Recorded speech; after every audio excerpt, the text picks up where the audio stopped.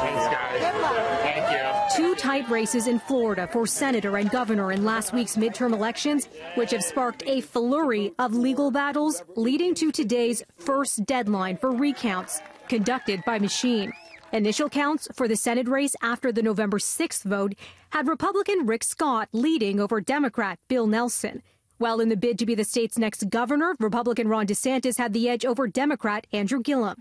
In both races, the margin of victory were below the half a percentage point threshold, at which state law requires a recount of ballots. Harsh words from a federal judge today who says Florida has become the laughingstock of the world for repeatedly failing to fix election problems. The final vote tally is expected this weekend, while the official election results won't be certified until Tuesday.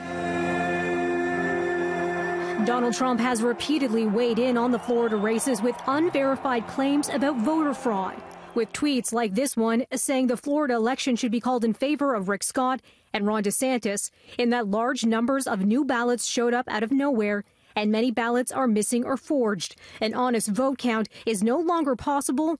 Ballots massively infected must go with election night.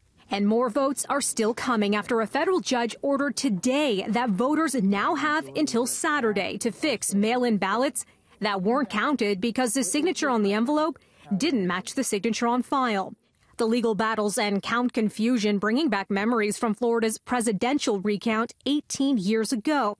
That put a big question mark on who would win the White House for weeks, until the U.S. Supreme Court put the brakes on counting. Ultimately, Republican George W. Bush edged out Democrat Al Gore. To another story out of the U.S., a federal judge delaying his decision that was expected today until tomorrow on whether CNN reporter Jim Acosta's White House press credentials should be restored, at least temporarily.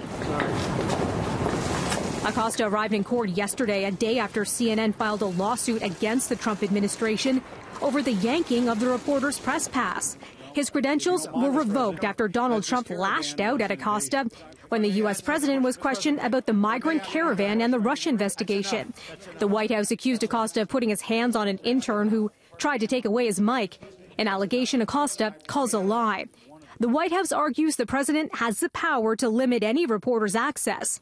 A number of media outlets, including Fox News, are supporting CNN in its lawsuit.